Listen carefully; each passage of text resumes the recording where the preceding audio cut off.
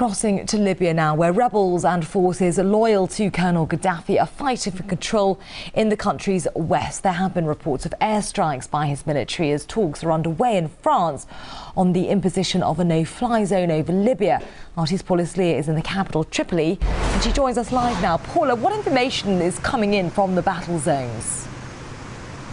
Well, fierce fighting is continuing in the east of the country, particularly in the oil town of Brega, which is some 220 kilometers south of the rebel stronghold of Benghazi. We're receiving conflicting reports, the rebels saying that they're in control of the town, but Libyan state television reporting exactly the opposite. What is possible is that these government troops have retreated from the town, they're regrouping and they will restrike, which has been their strategy elsewhere. It is becoming increasingly more clear that Gaddafi's men are making advances with the ultimate destination of Benghazi in mind. There are also growing concerns among those rebel groups of Gaddafi sleeper cells. These are men who are armed, they are keeping a low profile, and the fear is that when they feel there is a sizable presence of Gaddafi soldiers in a town, they will come to the front and they will take to the streets and fight. At the same time, the Russian President Dmitry Medvedev has signed a decree banning the entry to and transit through Russia of high-ranking Gaddafi officials and family members.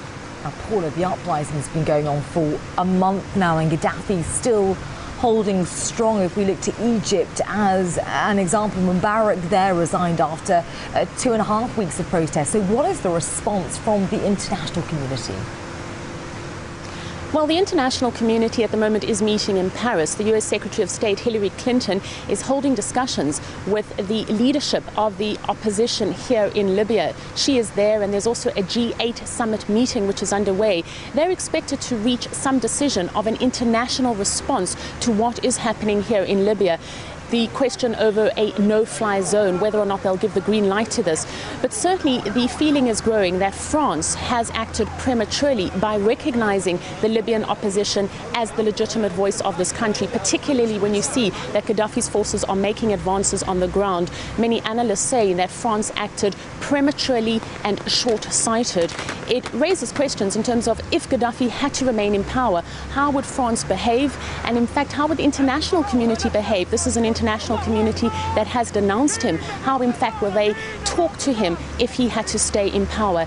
If, though, Gaddafi had to go, there are also real concerns that there is a vacuum of power that would remain. It is not clear in terms of the opposition who would come to the front. You need to remember that the opposition are ill-equipped, they're ill-trained, they're not united, and there are many questionable people within their ranks. In fact, the only unifying core we are hearing is from the opposition themselves. They are saying that by the time the international community decides what it wants to do, the situation here might already be over.